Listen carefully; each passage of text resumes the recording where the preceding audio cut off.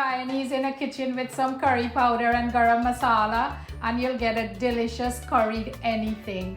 Whilst there are tons of recipes for cabbage, my favorite is curried cabbage. Today we're gonna make some delicious cabbage and chicken curry, and as usual, I'll try to add my little twist to it. So please stick around and let's do it. Thanks for joining me again. So first I'm gonna add some cooking oil to the pan to hot. My stove is on medium heat. And next I'm gonna add some curry leaves to infuse the oil. They're not the freshest, but I can still get that beautiful aroma from it, so we're good. Supposedly this is a cabbage and chicken curry, but I'm adding some bits of boneless salted fish.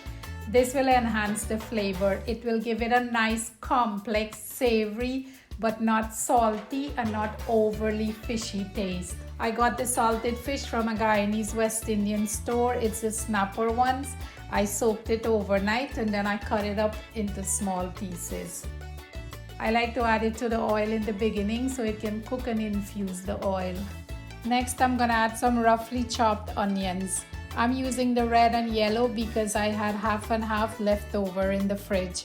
You can use either one. I'm gonna give it a quick stir and let it saute for a couple minutes, and I'll prep the masala. To a small bowl, I'm adding some garam masala, some ground cumin, some curry powder, and some turmeric powder.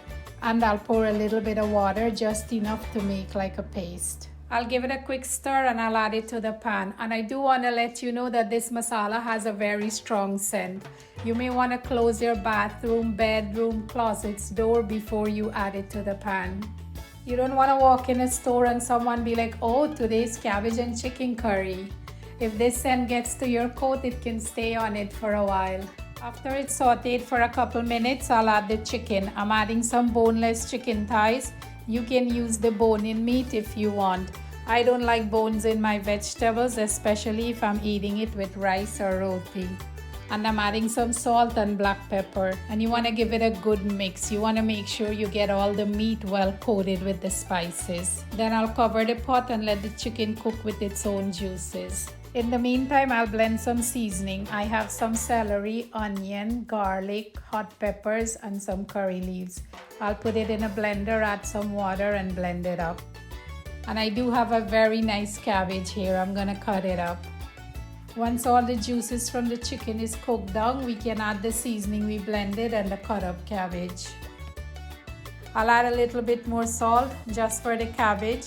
And the pot is too full, so I'm not gonna stir it right now, otherwise it might go all over the place.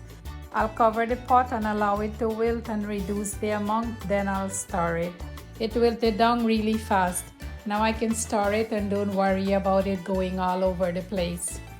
I'll cover the pot again and let it cook on medium heat. This should allow the cabbage to give out some moisture so it doesn't burn in the bottom of the pot.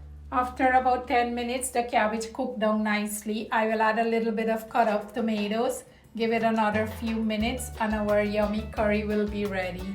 And now you can enjoy this delicious curry with some hot roti, rice, bread, crackers, whatever you want. It's your choice. Thanks for joining me. If you like the video, kindly consider subscribing. Also, please follow me on Instagram and TikTok. I will greatly appreciate it.